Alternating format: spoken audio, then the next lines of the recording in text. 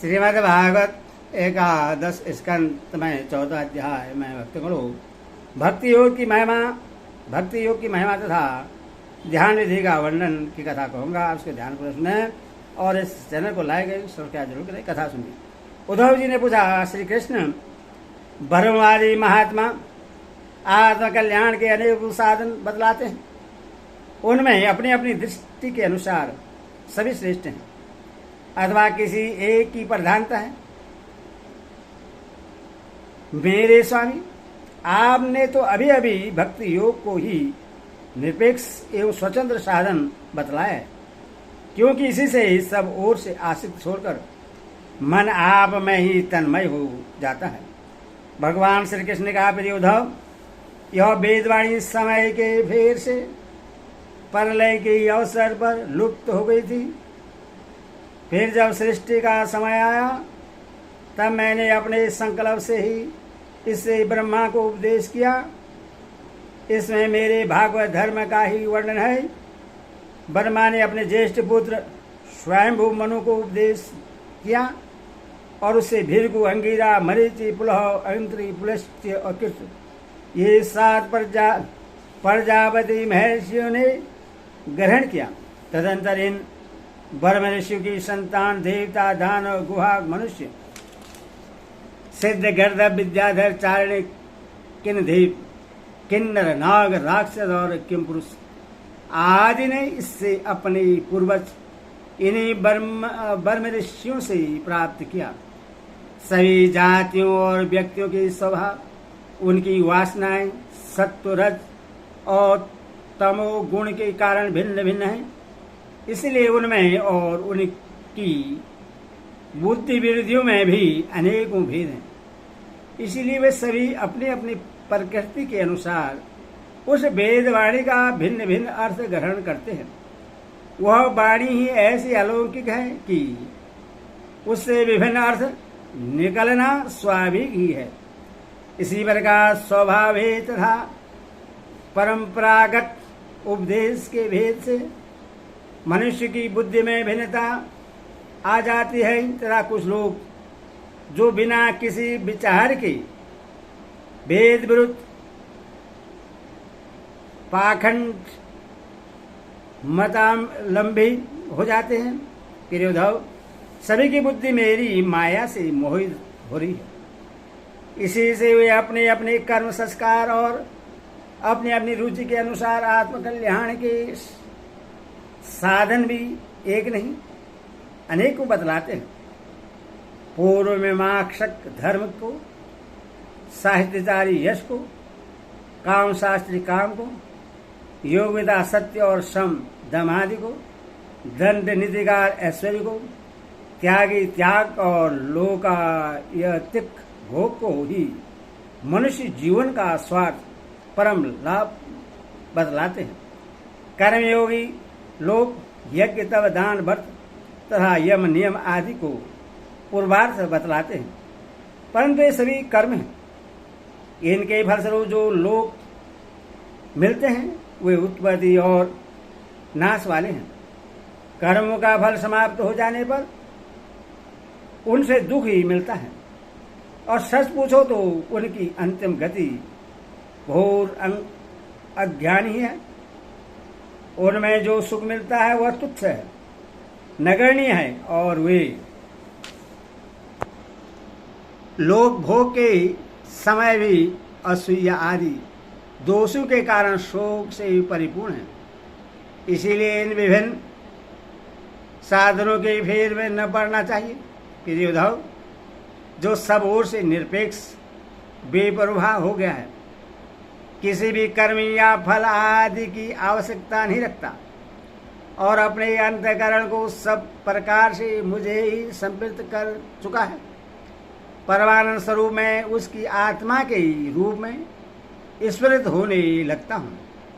इससे वह जिस सुख का अनुभव करता है वह विषय लोलुप्त प्राणियों को किसी प्रकार मिल नहीं सकता। जो सब प्रकार के संग्रह परिग्रह से रहित आंके जन हैं, जो अपनी इंद्रियों पर विजय प्राप्त करके शांत और समदर्शी हो गया है, जो मेरी प्राप्ति से ही मेरे सान्निध्य का अनुभव करके ही सदा सर्वदा पूर्ण संतोष का अनुभव करता है, उसके लिए आकाश का एक एक कोना आनंद से भरा हुआ है। जिसने अपने को मुझे सौंप दिया है, वह मुझे छोड़कर न तो ब्रह्मा का पद चाहता है और न देवराज इंद्र का। उसके मन में न तो सार्वभौम सम्राट बनने की इच्छा होती है और न वह स्वर्ग से ही श्रेष्ठ रसातल का स्वामी होना चाहता है। वह योग की बड़ी बड़ी सिद्धियों और मोक्ष तक की अभिलाषा नहीं करता।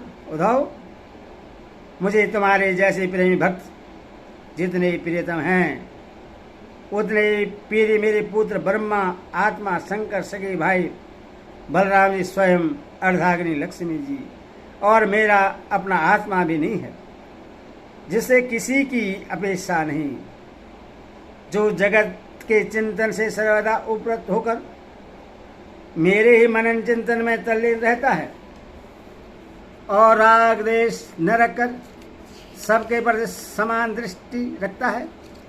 उस महात्मा के पीछे मैं निरंतर यह सोच कर घूमा करता हूँ कि उसके चरणों की धूल उड़कर मेरे ऊपर पड़ जाए और मैं पवित्र हो जाऊं, जो सब प्रकार के संग्रह परिग्रह से रहित है, यहाँ तक कि शरीर आदि में भी अहंता ममता नहीं रखता, जिसका चित्त मेरे ही प्रेम के ही रंग में रंग गया है, जो संसार की वासनाओं से शांत उपरत हो चुके हैं और जो अपनी मेहनता उदारता के कारण स्वभाव से ही समस्त प्राणी के प्रति दया और प्रेम का भाव रखते हैं। किसी प्रकार की कामना जिनकी बुद्धि का आश्वास नहीं कर पाती, उन्हें मेरे जिस परमानंद स्वरूप का अनुभव होता है, उससे और कोई नहीं जान सकता, क्योंकि वह परमानंद तो केवल निरपेक्षता से ही प्राप्त होता है। उद्धव जी, मेरा जो भक्त अभी जितेंद्र नहीं हो सका है और संसार के विषय बार बार उससे बाधा पहुंचाते रहते हैं, अपनी ओर खींच लिया करते हैं, वह भी क्षण में बढ़ने वाली मेरी परगलभ भक्ति के प्रभाव से प्राय विषयों से पराजित नहीं होता। उद्धव, जैसे धधकती हुई आग लकड़ियों के बड़े ढेर को भी जलाकर खाक कर देती है, वैसे ही मेरी भक्ति भी समस्त पाप राशि को पूर्णतः जला डालती है। उद्धव, योग साधन ज्ञान विज्ञान धर्मानुष्ठान जब पाठ और तब त्याग मुझे प्राप्त कराने में उतने समर्थ नहीं हैं जितने दिनों तक बढ़ने वाली अन्य प्रेममयी मेरी भक्ति। मैं संतों का प्रियतम आत्मा हूँ। मैं अन्य श्रद्धा और अन्य भक्ति से ही पकड़ में आता हूँ। मुझे प्राप्त करने का यह एक ही उपाय है। मेरी अन्य भक्ति उन लोगों को भी पवित्र जाति दोष से मुक्त कर देती है जो जन्म से ही चंडाल है। इसके विपरीत जो मेरी भक्ति से वंचित है, उनके चित्त को सत्य और दया से युक्त धर्म और तपस्या से युक्त विद्या भी भली भांति पवित्र करने में असमर्थ है। जब तक सारा शरीर पुलकित नहीं हो जाता, चित्त पिघल कर गदगद नहीं हो जाता, आनंद के आंसू आँखों से छलकने नहीं लगते और अंत रंग और बहिरंग भक्ति की बाढ़ में चित्त डूबने उतारने नहीं लगता, जब तक इसके शुद्ध होने का कोई संभावना नहीं है। जिसकी वाणी प्रेम से गदगद हो रही है, चित्त पिघल कर एक ओर बहता रहता है, एक क्षण के लिए भी रोने का ताता नहीं तोड़ता, परंतु जो कभी कभी खिलखिलाकर हंसने भी लगता है, कहीं लाज छोड़कर ऊंचे स्वर से गाने लगता है, तो कहीं नाचने लगता है। भैया उद्धव, मेरा वह भक्त न केवल अपने को बल्कि सारे संसार को पवित्र कर देता है। जैसे आग में तबाने पर सोना मैल छोड़ देता है, निखर जाता है और अपने असली शुद्ध रूप में स्थित हो जाता है, वैसे ही मेरे भक्ति योग के द्वारा आत्मा कर्म वासनाओं से मुक्त होकर मुझको ही प्राप्त हो जाता है, क्योंकि मैं ही उसका वास्तविक स्वरूप हूँ। उद्धव जी, मेरी परम पावन लीला कथा के स्वर्ण कीर्तन से ज्यों ज्यों चित्त का मैल धुलता जाता है, त्यों त्यों उससे वस्तु के वास्तविक तत्व के दर्शन होने लगते हैं। जैसे अंजन के द्वारा नेत्रों का दोष मिटने पर उनमें सूक्ष्म वस्तुओं को देखने की शक्ति आने लगती है। जो पुरुष निरंतर विषय चिंतन क्या करता है, उसका चित्त विषय में फंस जाता है, और जो मेरा स्मरण करता है उसका चित्त मुझ में ही तल्लीन हो जाता है। इसलिए तुम दूसरे साधनों और फलों का चिंतन छोड़ दो। अरे भाई, मेरे अतिरिक्त और कुछ है ही नहीं। जो कुछ जान पड़ता है वह ठीक वैसा ही है जैसे स्वप्न अवस्था मनोरथ का राज। इसीलिए मेरे चिंतन से तुम अपना चित्त शुद्ध कर लो और उससे पूरी तरह से एकाग्रता से मुझ में ही लगा दो। संयमी पुरुष स्त्रियों और उनके प्रेमियों का संग दूर से ही छोड़कर पवित्र एकांत स्थान में बैठकर बड़ी सावधानी से मेरा ही चिंतन करें। प्यारे उद्धव, स्त्रियों के संग से और स्त्री संगिनियों के लंपटों के संग से पुरुष को जैसे कलेश और बंधन में पड़ना पड़ता है, वैसा कलेश और फसाहट और किसी के भी संग से नहीं होती। उद्धव जी ने पूछा, कमलनयन श्याम सुंदर, आप कृपा करके यह बतलाइए कि मुमुक्ष पुरुष आपका किस रूप, किस प्रकार और किस भाव से ध्यान करें। भगवान श्री कृष्ण ने कहा, प्रिय उद्धव, जो न तो बहुत ऊंचा हो और न बहुत नीचा हो, ऐसे ही आसन पर शरीर को सीधा रखकर आराम से बैठ जाएं, हाथों को अपनी गोद में रख लें और दृष्टि अपनी नासिका के अग्रभाग पर जमाएं। इसके बाद पूरक, कुंभक और रेचक आदि रेचक, कुंभक और पूरक इन प्राणायामों के द्वारा नाड़ियों का शोधन करें। प्राणायाम का अभ्यास धीरे धीरे बढ़ाना चाहिए और उसके साथ साथ इंद्रियों को जीतने का भी अभ्यास करना चाहिए। हृदय में कमल नालगत पतले सूत के समान ओमकार का चिंतन करें। प्राण के द्वारा उससे ऊपर ले जाएं और उसमें घटा नाद के समान स्वर स्थिर करें। उस स्वर का ताता टूटने न पावे। इस प्रकार प्रतिदिन 3 समय 10-10 बार ओंकार सहित प्राणायाम का अभ्यास करें।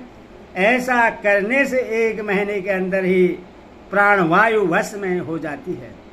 इसके बाद ऐसा चिंतन करें कि हृदय एक कमल है, वह शरीर के भीतर इस प्रकार स्थित है मानो उसकी डंडी तो ऊपर की ओर है और मोह नीचे की ओर। अब ध्यान करना चाहिए कि उसका मुख ऊपर की ओर होकर खिल गया है, उसके 8 दल पंखुड़ियां हैं और उनके बीचों बीच पीली पीली अत्यंत सुकुमार कड़िका गद्दी है। कड़िका पर कर्मसा सूर्य, चंद्रमा और अग्नि का न्यास करना चाहिए। तदनंतर अग्नि के अंदर मेरे इस रूप का स्मरण करना चाहिए। मेरा यह स्वरूप ध्यान के लिए बड़ा ही मंगलमय है। मेरे अवयवों की गठन बड़ी ही सुडौल है, रोम रोम से शांति टपकती है। मुख कमल अत्यंत प्रफुल्लित और सुंदर हैं। घुटन तक लंबी मनोहर 4 भुजाएं हैं। बड़ी ही सुंदर और मनोहर गर्दन है। मरकत मणि के समान गंध का कबूल है। मुख पर मंद मंद मुस्कान की अनोखी ही छटा है। दोनों ओर के कान बराबर हैं और उनमें मकराकृत कुंडल झिलमिल कर रहे हैं। वर्षाकालीन मेघ के समान श्यामल शरीर पर पीताम्बर फहरा रहा है। श्री वत्स एवं लक्ष्मी जी का चिन्ह वह स्थल पर दाएं बाएं विराजमान है। हाथों में कर्म शंख चक्र गदा एवं पद धारण किए हुए हैं। गले में वनमाला लटक रही है। चरणों में निपुण शोभा दे रहे हैं। गले में कस्तूरी जगमगा रही है। अपने अपने स्थान पर चमचमाते हुए किरीट, कंगन, करधनी और बाजूबंद शोभायमान हो रहे हैं। मेरा एक एक अंग अत्यंत सुंदर एवं हृदयहारी है। सुंदर मुख और प्यार भरी चितवन कृपा प्रसाद की वर्षा कर रही है। उद्धव, मेरी इस सुकुमार रूप का ध्यान करना चाहिए और अपने मन को एक एक अंग में लगाना चाहिए।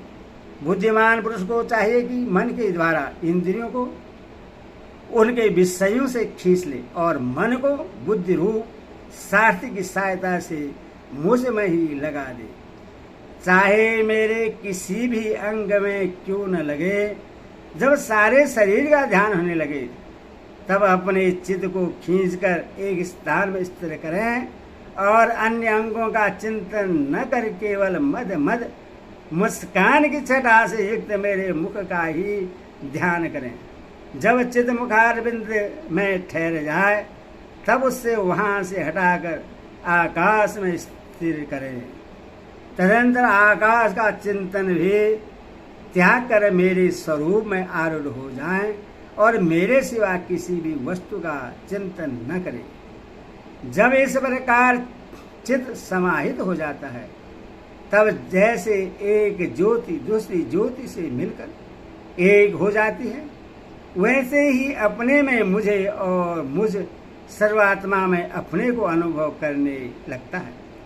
जो योगी इस प्रकार तीव्र ध्यान योग के द्वारा मुझ में ही अपने चित्त का संयम करता है, उसके चित्त से वस्तु की अनेकता तद संबंधी ज्ञान और उनकी प्राप्ति के लिए होने वाले कर्मों का भ्रम शीघ्र ही निवृत्त हो जाता है। हरि ओम तत्सत। हरि ओम।